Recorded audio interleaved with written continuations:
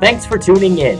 You are listening to the Commander's Signal Podcast, the podcast in which we discuss the Redskins of past and respect the Commanders' present and future. This is episode 10, and this is a Thanksgiving celebration. I am the host for today's episode, Alex. Kenny is off as he spends time with his family this week, and I hope that you are all able to spend time with your family as well and enjoy it. As a Canadian, we had Thanksgiving in October, so this is just a normal week for me, but I am glad to be spending time here with you to recap the game that we had against the Houston Texans, some events that transpired through it, other notable news in the NFL, and who knows what else will come up in today's episode. Again, thanks for joining us, and without further ado, let's begin. On Sunday, our Commanders went into NRG Stadium to battle the Houston Texans, and wow, this game got out of hand very early. We started the game with an offensive possession that ended in a punt as a 3-and-out. So myself, I felt a little nervous about things off of that start. Thankfully, our defense gave me a reason to calm my nerves, and wow, what a bang we started out with. Davis Mills attempts to throw a pass that gets picked by Kendall Fuller. He is wide open on a path to the end zone and gets his first career pick six. What a time to do it. What a start. That kind of set the tone for the rest of the game.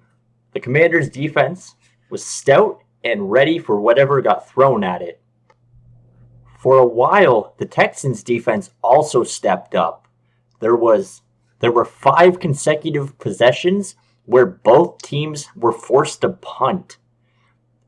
Thankfully, this streak was broken by a long Washington Commanders drive.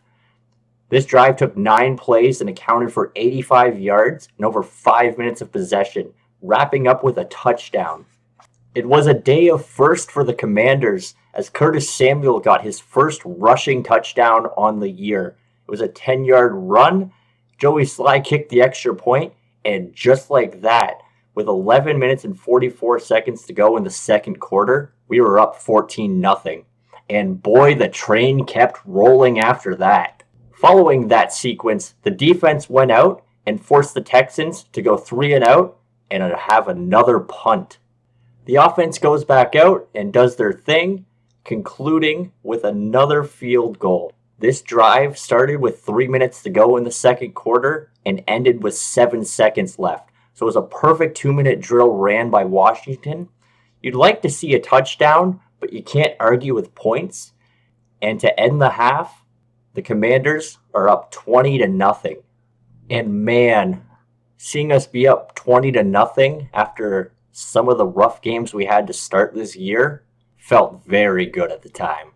The third quarter then started with Houston getting the ball to commence the second half. And they went on a drive. I got to give them credit. They put in a lot of effort here. Their O-line, they knew going in, was weak. They knew our defense was strong, and they still tried to fight it out. An 11-play drive that goes for 64 yards and takes 5 minutes of possession ends with a field goal. And for the Texans, you got to be just happy that you had points there. So with 9 minutes and 53 seconds to go in the third quarter, Houston finally put up points. To put in perspective how bad their offense was, they ended the first half with only 5 yards of offense. That's right, 5 yards of offense for the entire half.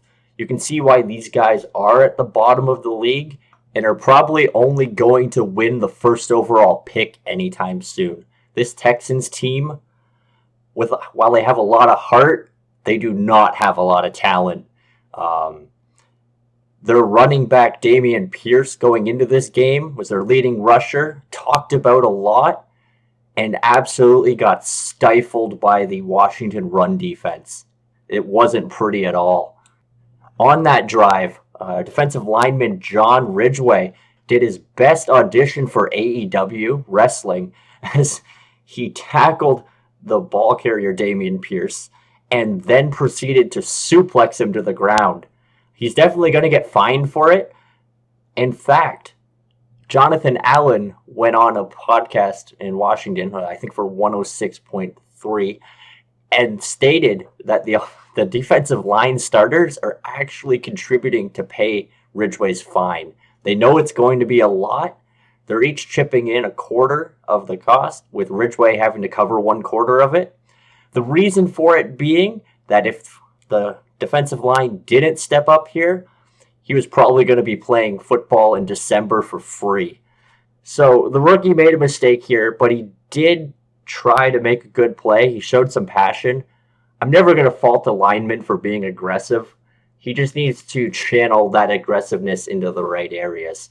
Allen did say the next fine, if Ridgway gets one, is completely on him. So let's hope that John can kind of tone down the play a little bit while still being a force to be reckoned with. He's definitely a raw talent, a little unrefined, but he's got that dog in him, that competitive nature that you just love to see from a football player. I'm really hoping he can continue to contribute for the Washington defense and grow as a player. The next 5 minutes of football saw some decent action here from both sides. However, both offenses were forced to punt. Following that Houston drive, there was about 3 minutes and 51 seconds to go in the third quarter. Our Commanders proceeded to have a very nice long drive. There was 10 plays that only accounted for 20 yards. But the big story was the 6.5 minutes of possession time. Washington started the drive at the Houston 46 and ended the drive at the Houston 26-yard line following a Joey Sly 44-yard field goal. This made the score 23-3 at the time. The Texans offense then goes out with 12 minutes remaining in the fourth quarter. And oh dear, we saw how weak this offense is. After they attempt to storm down the field, the drive ends with a Davis Mills pass that goes deep to the left near the end zone. Brandon Cooks has it in his hands, and the teamwork of Benjamin St-Juste and Derek Forrest results in Forrest having an interception at the Washington 3-yard line. This play was reviewed for a bit because they wanted to see if he had control of the ball prior to going out of bounds. There was a long review. It was determined that the interception did count. It was made in bounds. However, at that moment, Benjamin St-Juste appeared to be injured. At that time, his return was listed as questionable as he was suffering with an ankle issue. I noticed some fans on Twitter at the time were concerned for the fact he didn't return to the game, but you have to note, Washington was up by 20 at that point.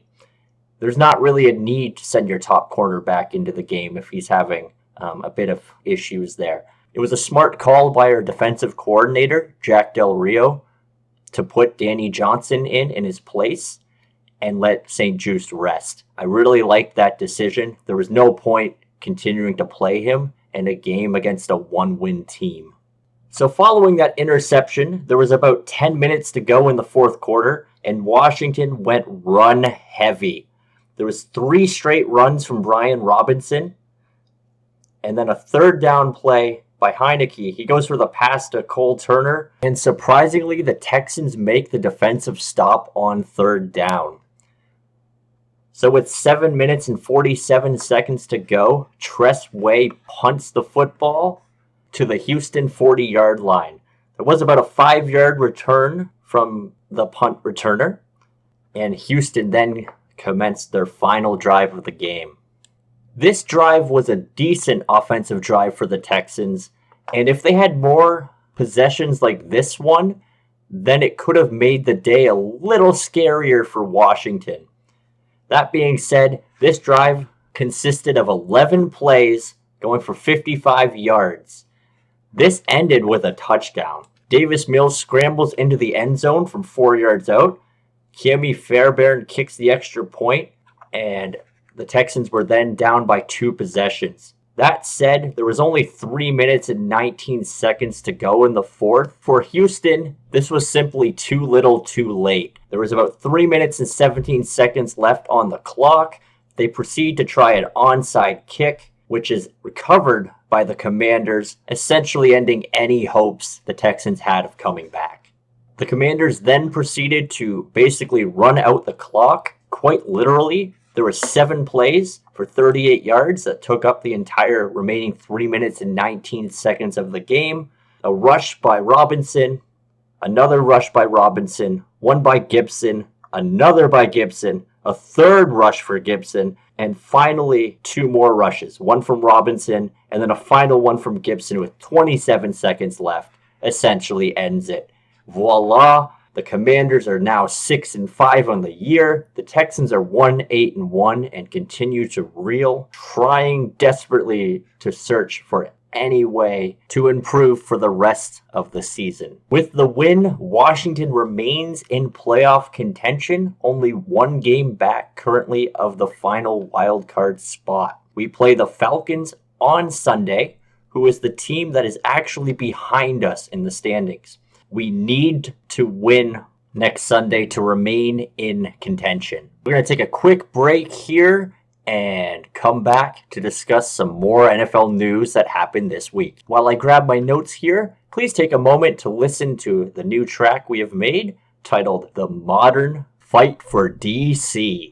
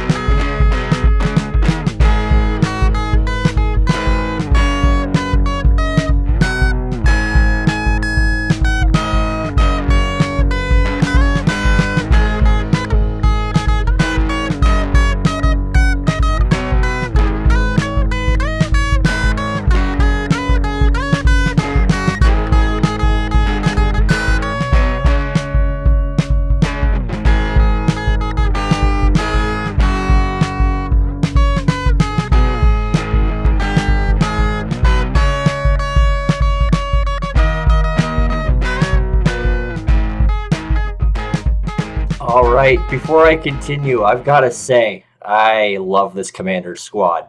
Honestly, I have been a football fan since I first watched a game in 2008.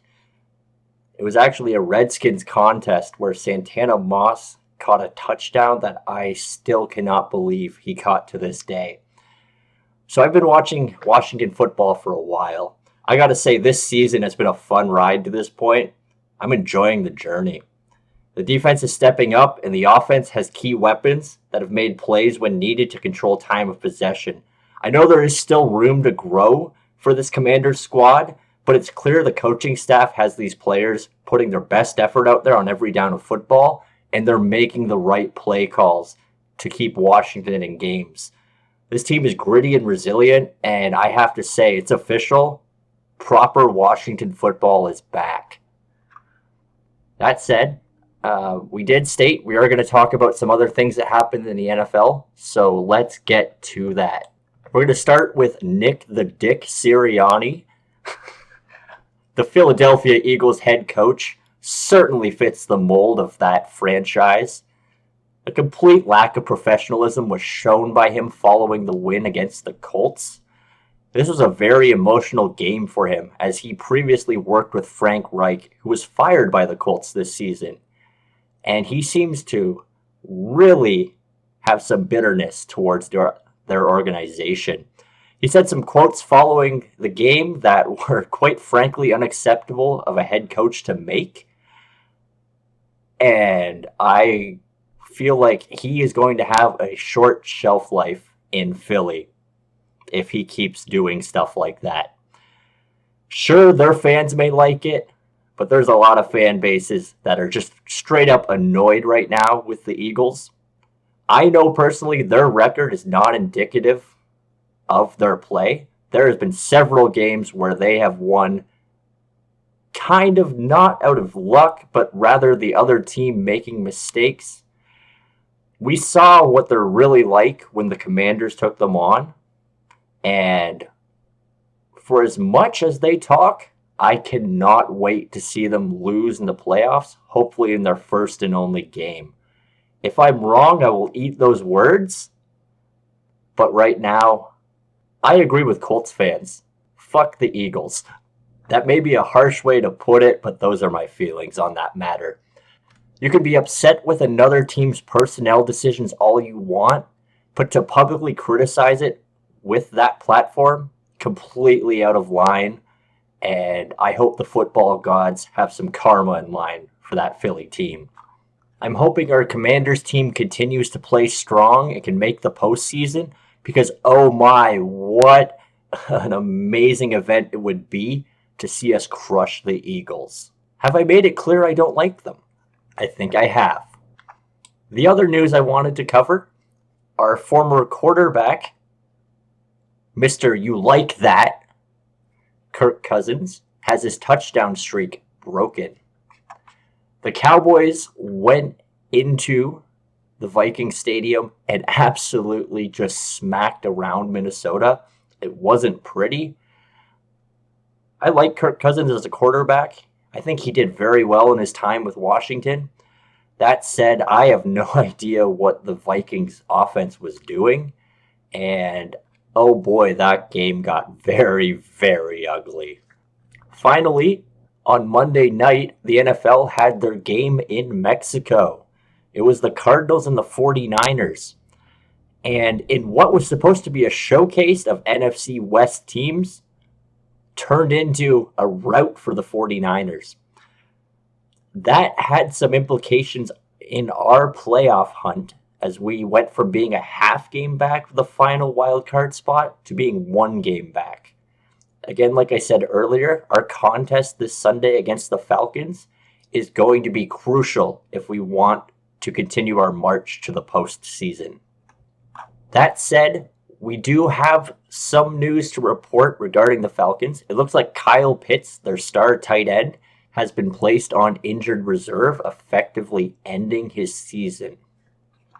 This is terrible news for the Falcons, who heavily rely on him. That said, we cannot take this Falcons team for granted. They're playing some gritty football that's similar to our own and getting the job done against teams that people have questioned if they could beat. Atlanta will enter this contest with a 5-6 record that currently puts them second in the NFC South. They won their last game against the Bears 27-24, but had lost their last two. We'll look to see what offense and what difficulties they bring on Sunday for our Commanders. Hopefully Jack Del Rio, Scott Turner, and Ron Rivera and crew have both sides of our team ready to face whatever they throw at us. On special teams, we're going to have to watch out for Cordarrelle Patterson, who has been a monster on kick returns and got his 9th career kick return touchdown this last Sunday. On offense, we got to respect the quarterback talent of Marcus Mariota. He can run a lot and scramble, so our front seven is going to be tested again. We'll have to see what happens on Sunday. We encourage you to join us on our HTTRC Facebook page, where we have pregame coverage and coverage during the game of all scoring drives and other key plays. I will admit this podcast has been a bit of a long one. To all those that have taken the time to listen, I truly appreciate your time and effort in doing so. Hopefully you can join us on Sunday on our page, and we look forward to interacting with all of our followers and keeping you up to date on all things Redskins past, Commanders present, and future. For the HTTRC team and the Commander Signal podcast crew, my name is Alex. A big thank you again to Kenny for letting me do this and be part of the podcast. And I look forward to talking with you again soon about more things Commanders. Have yourself a blessed Thanksgiving week. Enjoy the football we have on Sunday. And save yourself from watching the Cowboys-Giants game. Don't waste your Thursday. Do something else. Spend it with your family. All right? Y'all take care and have a great one.